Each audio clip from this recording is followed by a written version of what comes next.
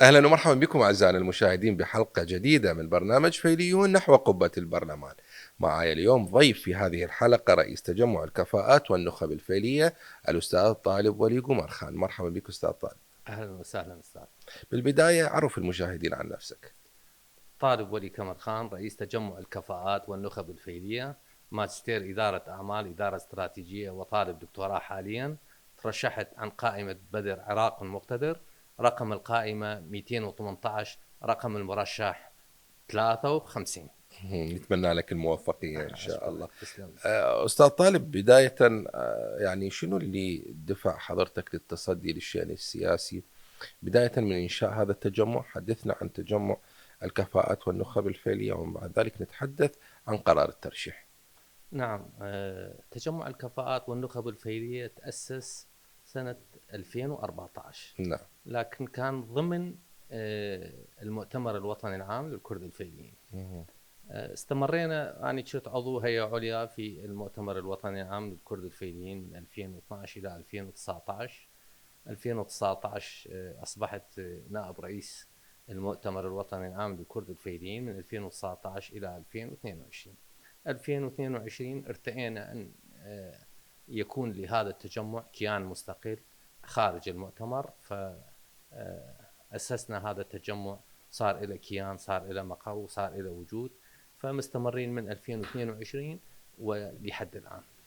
وبالنسبة لقرار الترشح في هذه قرار الانتخابات. الترشح، أنا بالمعترك السياسي من 2003 ولحد الآن.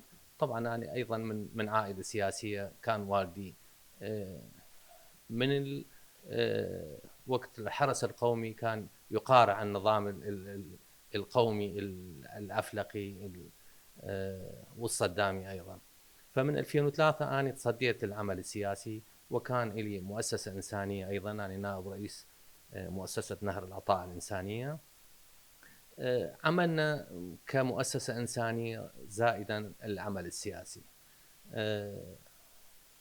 ناسنا وأهلنا رادوا أنه في هذه المرحلة أن نتصدى للمسؤولية، لكوننا نحمل هموم العالم.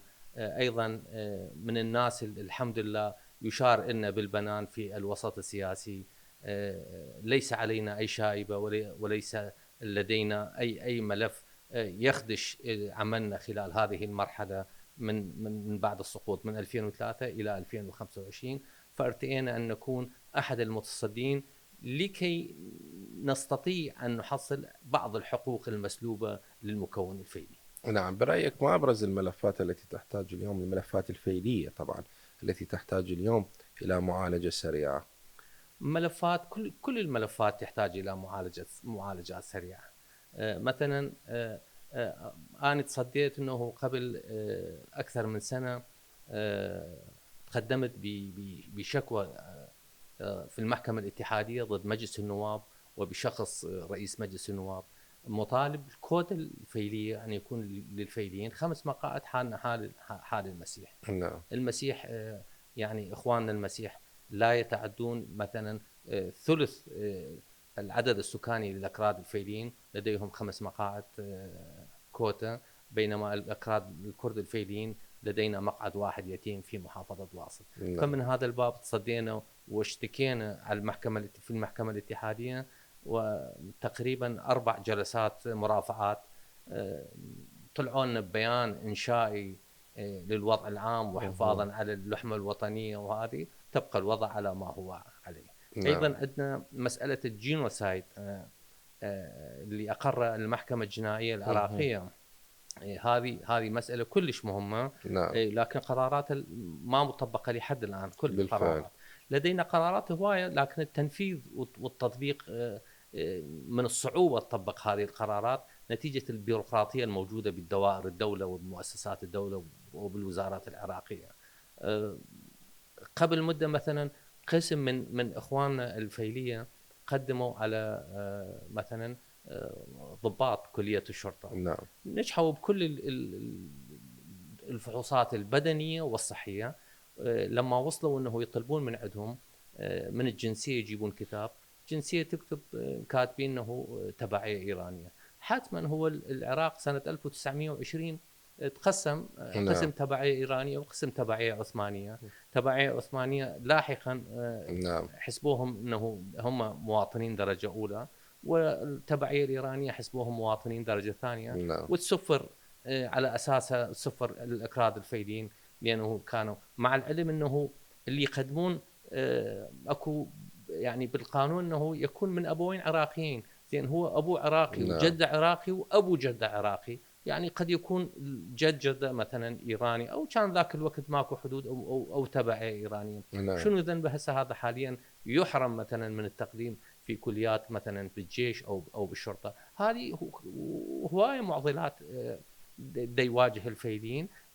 تصدينا بهاي المرحله انه نكون جزء من الحل، او نحاول نحل هاي المشاكل في سبيل نرجع الحقوق المسلوبه لهذا المكون. أستاذ طالب، كونك رئيس لتجمع الكفاءات والنخب الفيلية، أين وجدت الدعم من هذه النخب لغاية الآن، خاصة في إضافة رؤى جديدة والتنسيق لأولويات البرنامج الانتخابي؟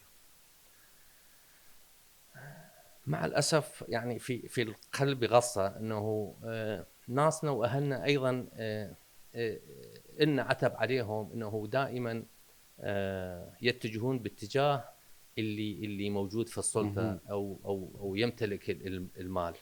هذه ايضا سببت لنا معضله ومشكله بابتعاد ناسك واهلك عنك، انه تكون في مصدر قرار، في مصدر سلطه وتمتلك المال، تشوف الكل يتوجهوا لك والكل يدعموك والكل يساندوك، بينما عندما مثلا ما تمتلك المال او ما تمتلك السلطه. لان انا مثلا انا استاذ جامعي، صار لدي خدمه جامعيه 38 سنه، فايضا انا مو من ضمن مصادر القرار في الدوله. يحتاج برغم هذا انه اي واحد يلتجئ لنا. الحمد لله لدينا مجموعه من العلاقات الواسعه في دوائر نعم. الدوله، بدنا نسهل امور ناسنا واهلنا، فنطلب من ناسنا واهلنا ومن الكفاءات الموجوده ومن النخب الفيليه ان يكونون عون لنا في تجمع الكفاءات والنخب لمصلحه المكون اولا واخيرا. نعم أستاذ طالب، من 2003 وحتى الآن حضرتك متصدي للشأن السياسي الفيلي. إذا ما وفقت إن شاء الله، ونتمنى لك التوفيق، وحظيت بمقعد في البرلمان العراقي، ستصبح متصدي للشأن العراقي بأكمله بمختلف أطياف الشعب العراقي. برأيك هل ستجد صعوبة في هذا التحول؟ لا حتما. هو العمل البرلماني هو عمل تشريعي رقابي نعم. بالدرجه الاساس. فلازم انت تشوف نفسك انه في مجال معين، او في مجال معين للدفاع عن مثلا ان تعمل في هذه المجال مثلا. بالاضافه الى هذا انه يجب انه تركز يعني بالنسبه لنا الفيليه نركز على الجانب الفيلي وعلى المكون الفيلي، نعم. لكون هذا المكون مهمش ومضطهد ومسلوب الحقوق، وان نحاول خلال هاي المرحله بالاضافه الى الواجبات المناطه ان شاء الله في مجلس النواب، ان لازم يكون في التوليفه او تالف نفسك في الجانبين، في الجانب العام اللي انت تكون جزء من العراق وجزء من الشعب العراقي وجزء من جميع المكونات، وبالتالي بالجانب الخاص اللي هو اني امثله هو المكون الفيلي. نعم. برأيك المقعد البرلماني كم سيزيد من حجم المسؤولية الملقاة على عاتقك في التصدي للشأن الفيلي؟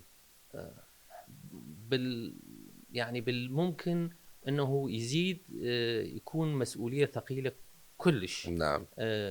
لجسامه الوضع، وايضا للمشاكل الموجوده في الساحه السياسيه، نعم.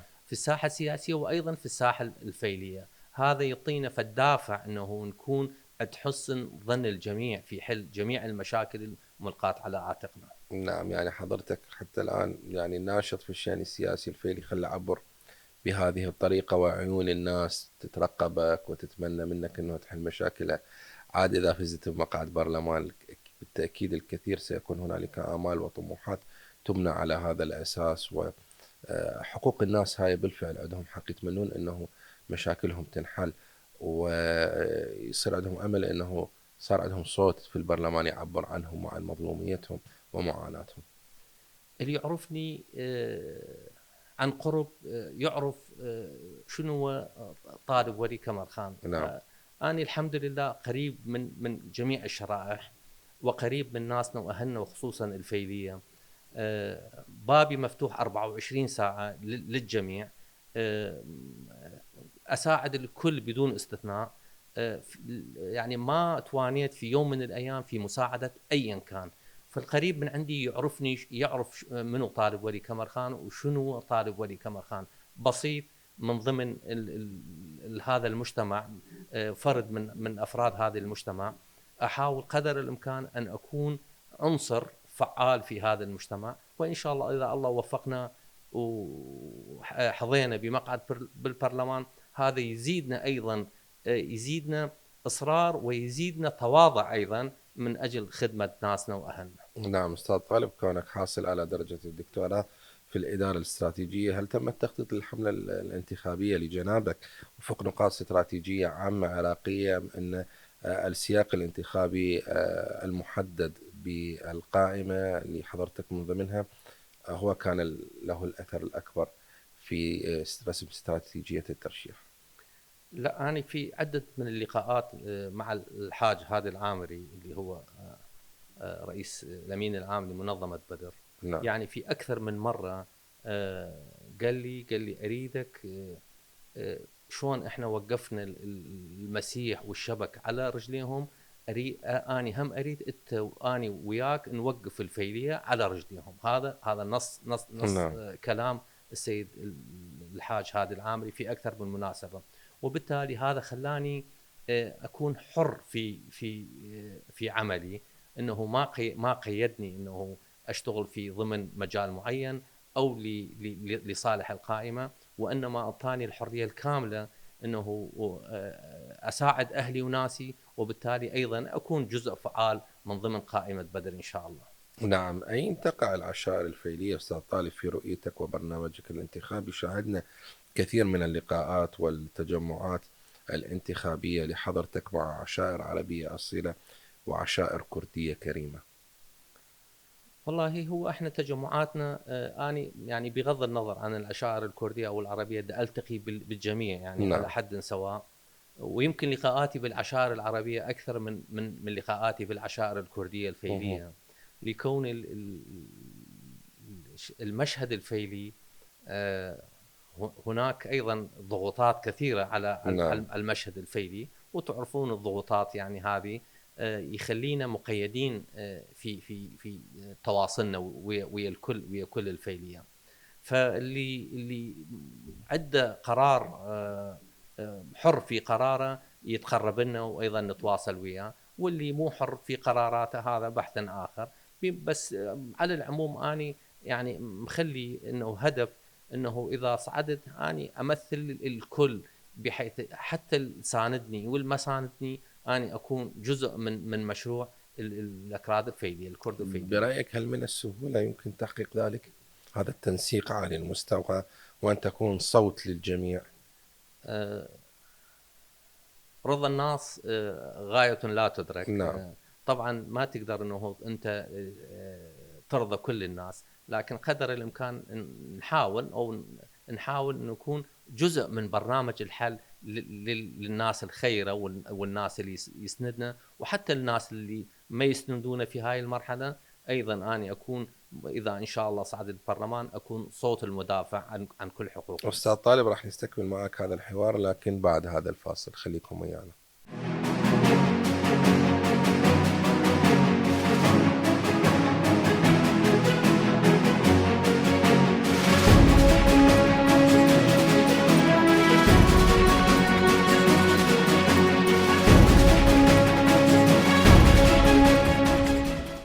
أرحب بكم مرة أخرى أعزائنا المشاهدين من بعد هذا الفاصل، وكذلك أجدد الترحيب بالمرشح الفيلي عن محافظة بغداد الأستاذ طالب ولي كمرخان. أستاذ طالب، مرحبا بك مرة أخرى. أهلا وسهلا.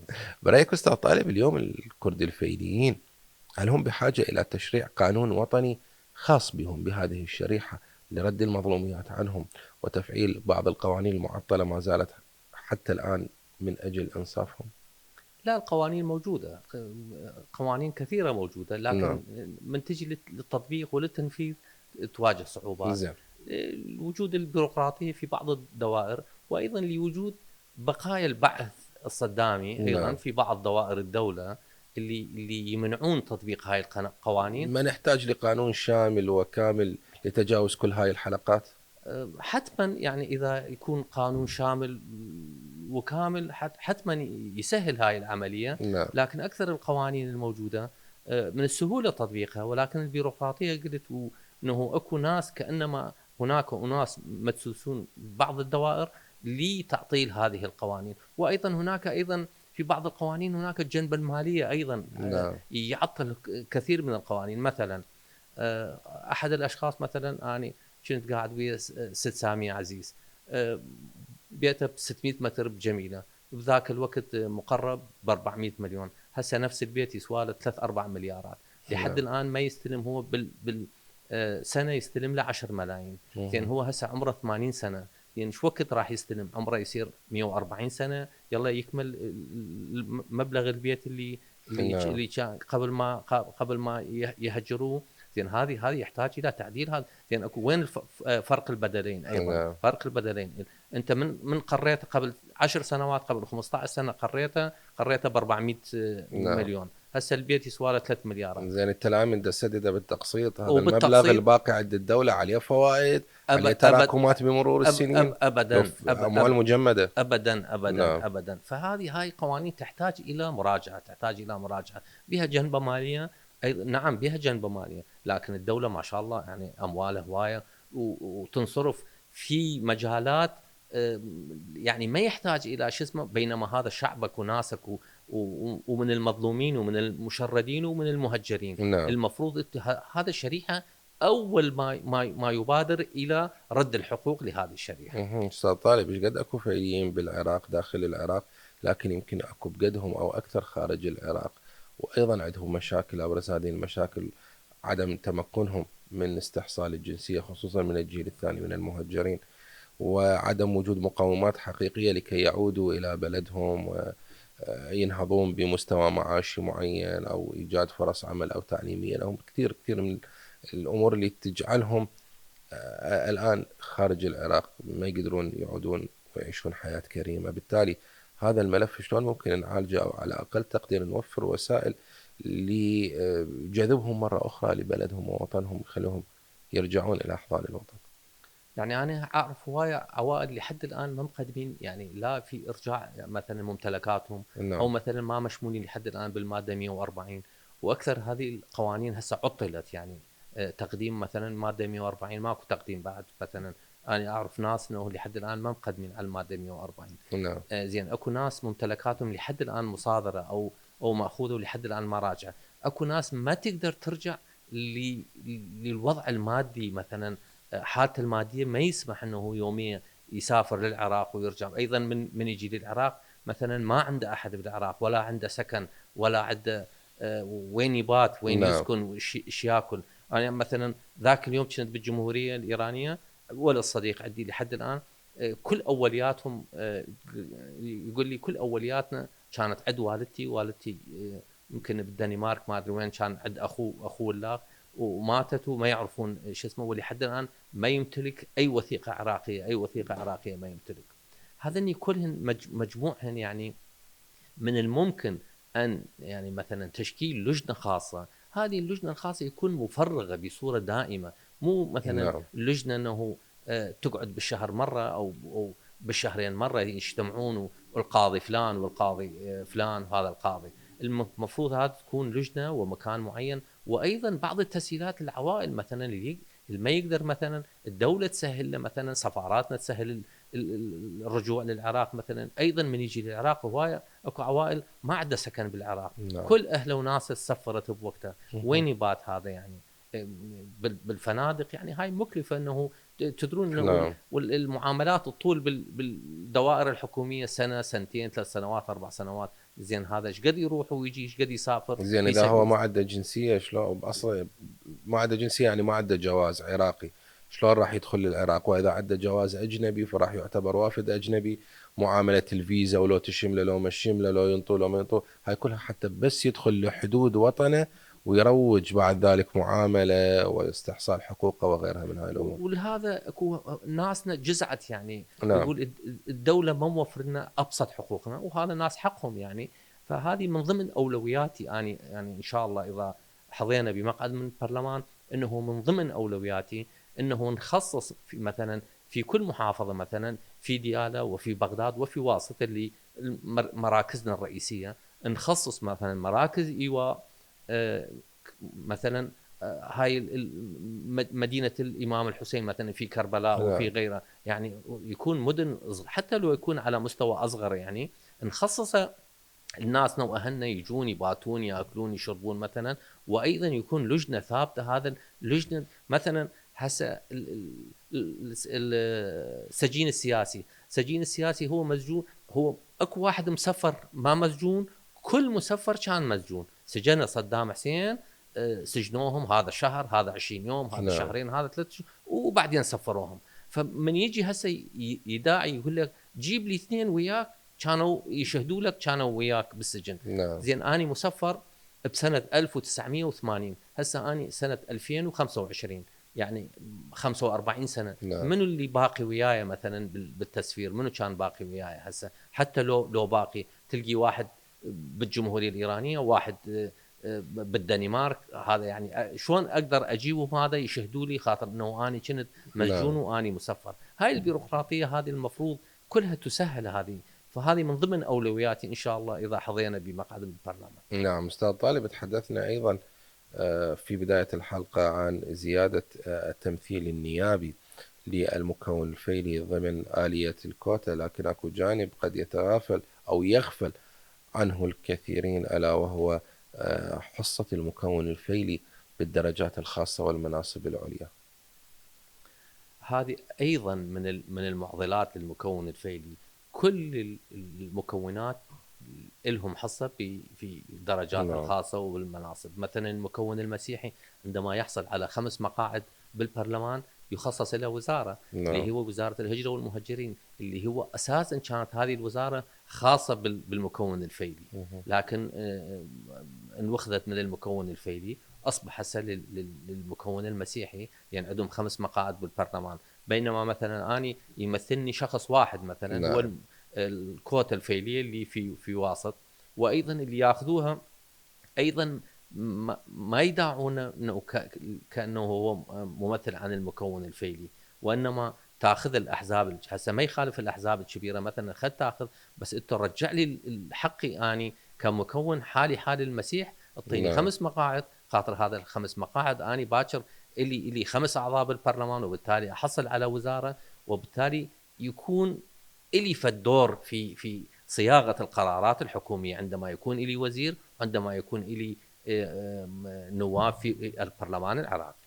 هل مشكلة الكرد الفيليين هو بامتلاكهم لهذه الميزة الجميلة بالتنوع، كونهم يعني عقائديا ينتمون إلى الشيعة في العراق، وقوميا ينتمون إلى الأكراد، بحيث هذه السجالات السياسية عندما تراد أن يعطى لهم منصب معين، البعض يقول أنه يجب أن يكون على حصة الشيعة، البعض الآخر يقول أنه يجب أن يكون من حصة الأكراد، والكل متمسك ومتزمت بحصته، فبالتالي ضاع الكرد الفيليين ما بين الطرفين. البعض يرى أن مشكلة الكرد الفيليين من ناحية التمثيل السياسي فقط، تحديدا هنا نتكلم، هي في هذه النقطة فقط. شوف استاذ، احنا انظلمنا بالنظام السابق ظلامتين، نعم. لكوننا اكراد ولكوننا شيعه. نعم. وهسه ايضا نفس الظلامه. نعم. كل المناصب نعم. تتوزع بين الشيعه وبين الاكراد. عندما تروح للشيعه يقول لك انت كردي، روح ويا جماعتك، نعم، خذ حصتك من الأكراد. خذ حصتك من الاكراد. ومن نروح للاكراد يقول لك انت شيعي، روح خذ حصتك من الشيعه. نعم. فهم ياخذون المناصب، وبالتالي المكون الفيلي ايضا يبقى. ولا انه احنا مثلا كالمكون السني اللي له استحقاق مثلا الى وكيل وزير، والى وزراء نعم. ووكلاء وزراء ومدراء عامين. احنا هذا الاستحقاق لازم يكون بالعراق. فنظام مثلا اكو شيء يعني بالمده الاخيره بالتعيينات كان للمكون الفيلي ايضا حصه للمكونات 5% نعم. للمكونات. مثلا كل ما يقدمون جماعتنا ما تطلع ولا اسم واحد انه سمعت انه واحد فيلي انقبل على شو اسمه على هذا القانون مال المكونات. نعم. ما سمعت يعني ياخذوها ايضا من عندك. فلازم يكون في التوصيف واضح انه جميع كل المكونات، مو بس المكون الفيلي، ايضا الصابئي اليزيدي لازم يكون لك حصه، مثلا كذا مدير عام، وكيل وزير مثلا، رئيس جامعه مثلا، نعم. عميد باحد شو اسمه، مدراء مثلا في الصحه، في التعليم، في كل المكانات. نعم. وايضا لازم يكون لك حصه ايضا بالتعيينات لابنائك، لان انت ما تقدر، انت مكون صغير ما تقدر تنافس ويا المكون الكبير اللي هو المكون الشيعي او المكون الكردي. نعم. ذاك عنده ظهر وهذا عنده ظهر، ما شاء الله احنا بلد العلاقات والش اسمه، فانت ما تقدر تتواصل وياهم، وبالتالي يضيع حقك. هذه راد له في التوصيف واضح وصريح، انه يكون لك مثلا كذا نسبة في الدرجات الخاصة. وأيضا هذه لازم ما ينحسب إلى مثلا مسؤول معين بالدولة العراقية، مثلا صار هو ممثل للكرد الفيلين، أنه يستحوذ على هاي الدرجات. أيضا نعم. هذه هم لازم يحسب إلى ألف حساب، لأن احنا هسه شفنا أنه المقاعد او التخصيص يقولون مثلا فلان شيء خصص للمكون الفيلي، بده يروح باتجاه مثلا مسؤول معين نعم. بالدوله العراقيه. ايضا هذه لازم يكون له في الترتيب او صيغه معينه. هذه ان شاء الله يراد له دراسه، يراد له اراء نجمعها بين الكرد الفيليه، نعم. انه نتوصل الى قرار ونطرحه برنامج يصير هذا في مجلس النواب، وبالتالي نلزم الحكومه في بعض القرارات. طيب أستاذ طالب، هذه الازدواجية الجميلة بخصوصية المكون الفيلي، الانتماء الشيعي والكردي بذات الوقت، ألا يمكن أن يلعب دورا إيجابيا بتقريب وجهات النظر وحل بعض الخلافات ما بين الإقليم مثلا والحكومة الاتحادية؟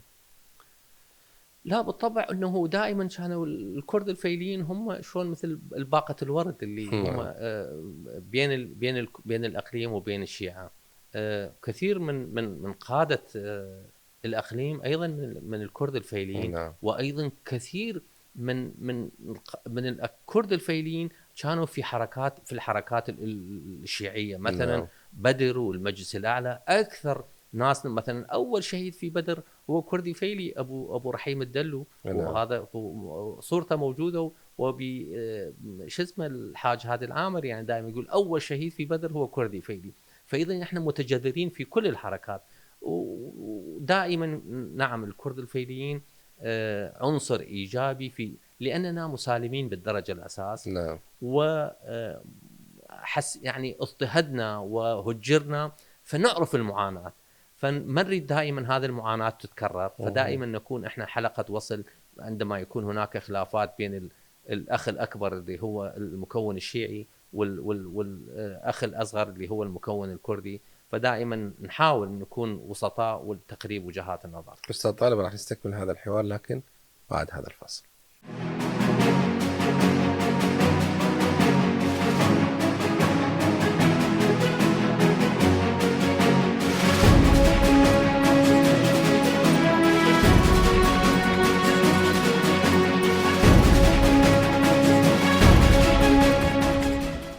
أحبتي، نستكمل هذا الحوار مع ضيفي الأستاذ طالب ولي كومرخان. أستاذ طالب، مظلومية أيضا عانى منها أبناء المكون الفيلي، مثل ما نعرف أنه بعد 2003 لجان كثيرة شكلت حتى تغير المناهج الدراسية على مستوى التدريس الابتدائي والمتوسط والإعدادي، ووصولا حتى في الفترات الأخيرة إلى المناهج الدراسية، إضافة بعض المواد في التدريس الجامعي.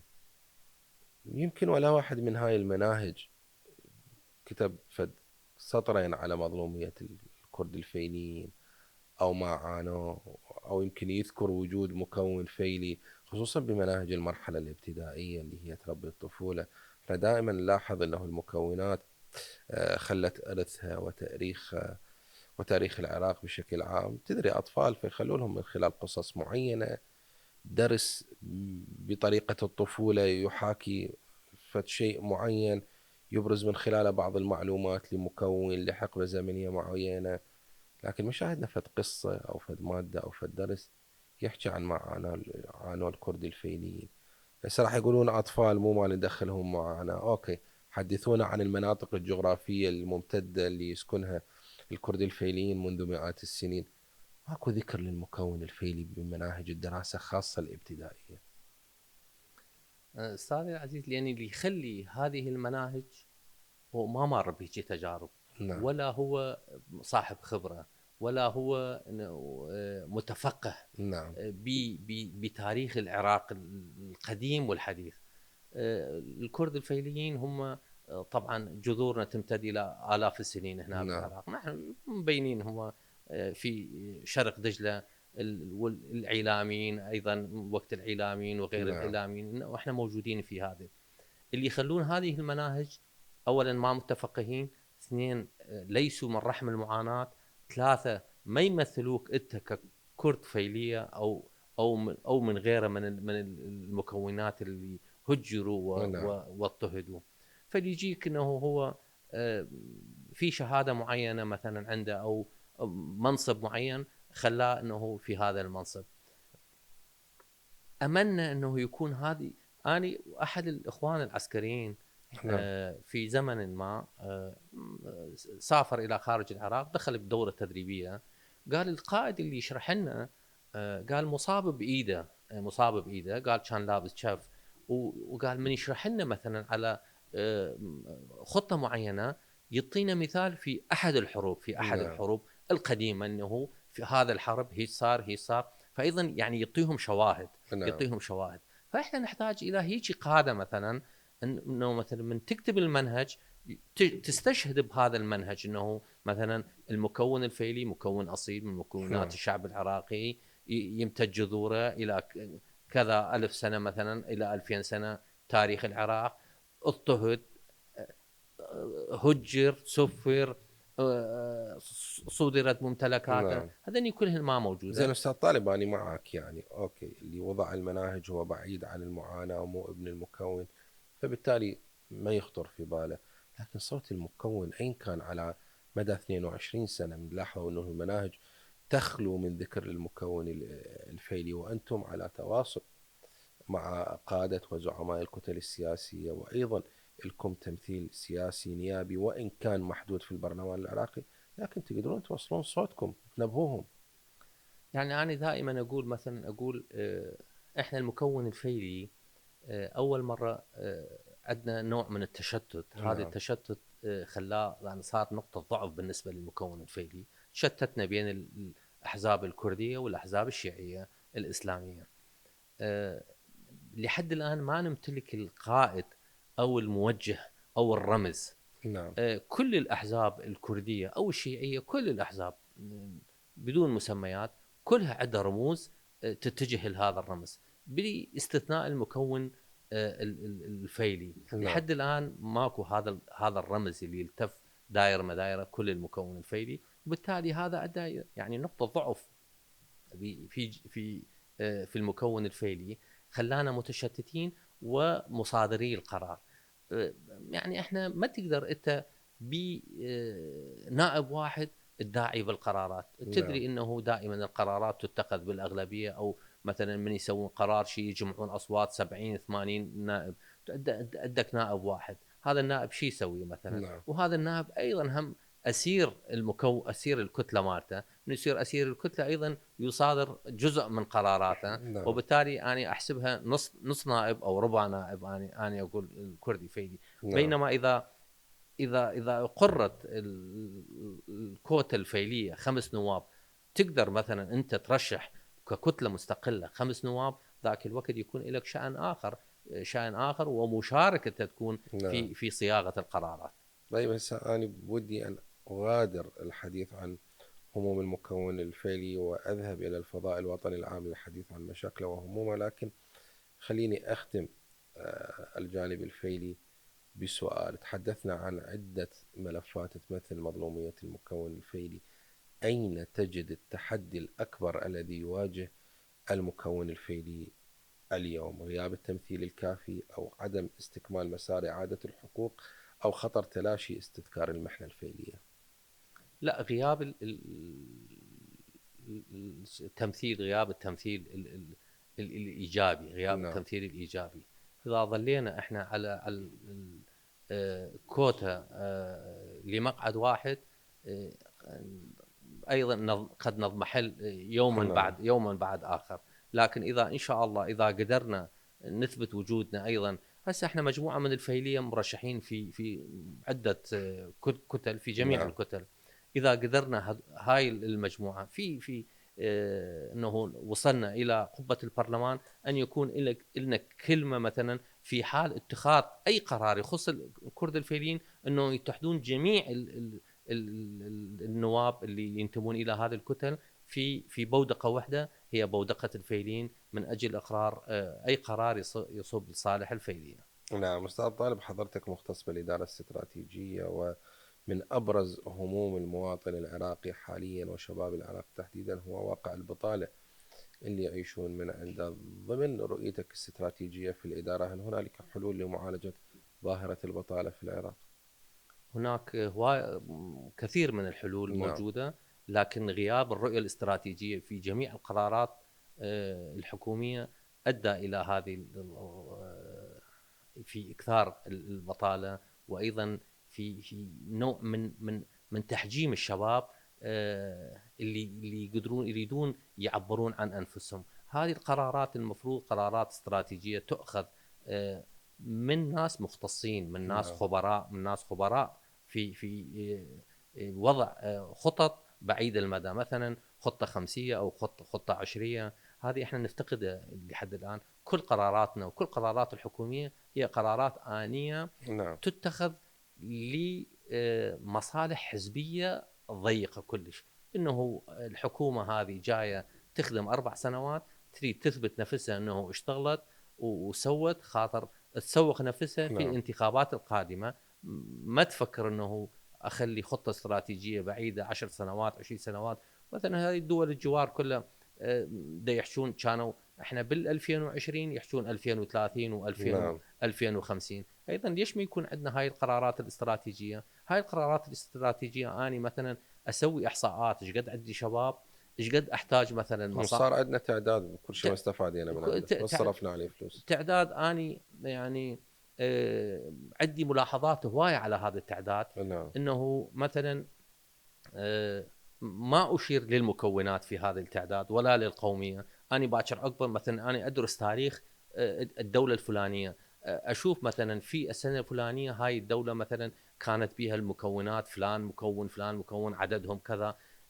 بعد 10 سنوات مثلا نعم. قلت عدد نفوس هذا المكون. لازم اعرف شنو الاسباب اللي ادى الى هذا النقصان. نعم. هذه ماكو. ايضا ضعف يعني انا اتذكر التعدادات القديمه اللي صارت بال77 نعم. وبال87.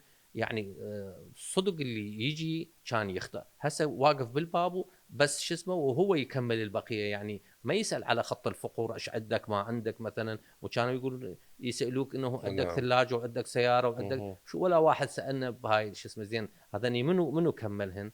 فهذني كلهن اني عندي ملاحظات عليهن. هذني ما تقدر انه تعرف انه عندك شباب عندك خط الفقر. ايضا الدوله ايضا ما نشرت كل تفاصيل هذه التعداد، ولا نشرت انه جميع نعم. الخطط، انه وراء هذا التعداد شو اسوي يعني. ايضا انت من تسوي تعداد لازم تسوي خطه استراتيجيه، انه شو استفادة ثاني من التعداد. عندي ايش قد عدد الشباب عاطلين عن العمل، ايش قد عندي نسبه فقر. هذني كلهم لازم استخدمها في وهذه غياب الرؤيه الاستراتيجيه للحكومات المتعاقبه. نعم. بالعودة إلى حلول البطالة، يعني ما أبرز الحلول في، يعني من وجهة نظرك، للقضاء على البطالة؟ القضاء على البطالة يحتاج عدة حلول. نبدأ من الزراعة والصناعة وصاعدا. نعم. البلد لازم يكون بلد زراعي بالدرجة الأساس. بلد زراعي عندما أنت تزرع، أيضا هناك تكملة للزراعة اللي هو الصناعات الغذائية نعم. والصناعات التكميلية. من تكون بلد مستقل قراره زراعيا أو مثلا من جميع النواحي من الحبوب وغير الحبوب، تكون حر الإرادة. من تكون حر الإرادة ذاك الوقت تقدر أنه ورا الزراعة تلتاف للصناعة، وبالتالي تكون عندك سلسلة هي بناء المصانع والمزارع. وأني مريت مثلا، رحت في أحد السفرات إلى جمهورية مصر العربية، نعم. مستغلين الصحراء، كله مستغلين الصحراء. أني غلط أجي آخذ قيعان وأوزعها على الفلاح، وتعال ازرع على الفلاح، ترى تعطيه 10 دوانم أو 20 دونم، ورا كم سنة ابنه يتزوج، أخذ له سواله بيت، نعم. كبر ابن الاخ تزوج، بنى له بيت وصار حي سكني، وتقسمت هاي العشر دوانم على ابنائه. ابدي اني اشتغل للشركات العالميه. يعني اني بمصر شفت، يعني دخلنا بمزرعه هي تسمى مزرعه دينا، كانت مصريه. يوم كامل احنا نفطر داخل المزرعه، يوم كامل، نعم. مزرعه متكامله تنتج كل انواع البقوليات والحبوب. وداخل المزرعه ايضا اكو مزرعه للابقار، مصنع تربية للاجباد، مواشي. تربيه مواشي، ومصنع للالبان متكامل. اذا تغذيتهم من تغذيه هاي المواشي من المزرعه، وانتاج الحليب والاجبان والجميع المنتجات الاخرى. اذا اكو سلسله متكامله. المفروض الدوله العراقيه تعتمد هذا المنهج، انه تبدي مثلا استثمار للاراضي الزراعيه. هذه شركات عملاقه، شركات عالميه او شركات عراقيه، اللي عنده رؤوس اموال يقدر نعم. يستثمرها في سبيل تشغيل الايدي العامله. يكون يعني بهذا المنطلق ايضا نقدر انه نقضي على نوع من انواع البطاله. طيب أستاذ طالب، برأيك هل نحن بحاجة إلى نهضة حقيقية في قطاع التعليم بالعراق؟ التعليم في تراجع مستمر في جميع المراحل، من المراحل الابتدائيه للمراحل الجامعيه.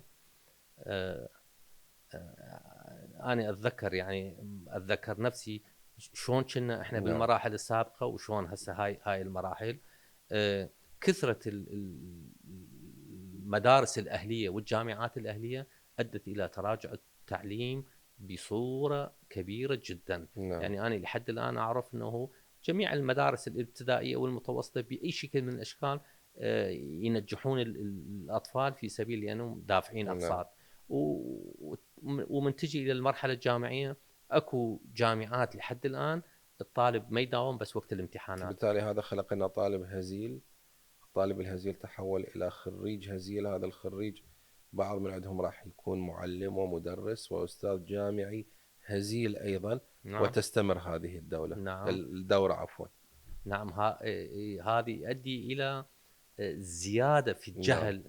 الجهل، وشلل لكل قطاعات يعني الدوله عندما للأسف. يكون نعم. الرجل غير المناسب في المكان الغير المناسب. للأسف وعذرا من كوادرنا التعليمية أصبحنا نرى اليوم يعني أساتذة ليسوا على، أتحدث عن الأساتذة في كافة المراحل وليس الأستاذ الجامعي فقط.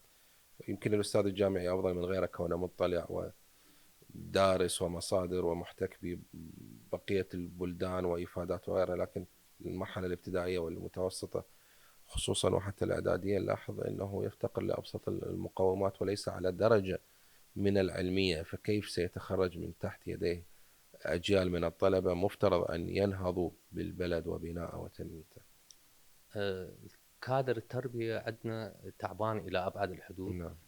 لكون انه المعلمين عندنا في رواتبهم متدنيه جدا. نعم. هذا يؤدي الى مغادره شو اسمه التعليم باي صوره من الصور. انه مثلا بس يجي يقضي يومه انه يعطي دروس نعم. مالته، يتجه انه اكو عنده سياره يشتغل بها، او عنده اي شغله. وبالتالي نشوف تردي التعليم في المدارس، وخصوصا في المدارس الحكوميه بالضبط. ايضا نقص نعم. الخدمات داخل المدارس. شوف مدارس متهالكه جدا، مدارس متهالكه تفتقر الى ابسط حقوق نعم. الطالب. هذني كلهن ايضا عوامل تساعد على تردي الاوضاع التربويه. نعم. حضرتك تحدثت عن الراتب الهزيل للمعلم. بصراحة الراتب في لأغلب موظفي الدولة هو هزيل، وهذا ما شخصته الحكومة الحالية ووعدت بتعديل سلم الرواتب، وذهبت هذه الوعود أدراج الرياح، والبعض قال أن الميزانية والموارد لا تكفي وغيرها من هذه الوعود. حسب رؤيتك في الإدارة الاستراتيجية، بداية هل يحتاج الموظف العراقي اليوم فعلا إلى إعادة النظر بسلم الرواتب؟ وإذا كان هنالك لابد من التعديل وزيادة الرواتب. هل بمقدور الميزانية والموارد العراقية استيعاب هذه الزيادات؟ في الوقت الحاضر لا، ليس بإمكان الدولة أن تزيد بالرواتب الموظفين، لكون أنه نسبة عالية من الموازنة تذهب إلى الرواتب. وهل فعلا الموظف أو سلم الرواتب بحاجة إلى تعديل؟ نعم، بحاجة إلى تعديل، وتعديل شامل. نعم. لأن هناك وزارات متدنية جدا في الرواتب، وهناك وزارات عالية جدا في نعم. الرواتب. هناك أكو قسم من الوزارات يمتلكون مخصصات، هذه المخصصات نعم. عالية جدا، وقسم من الوزارات لا يمتلكون أي مخصصات. نعم.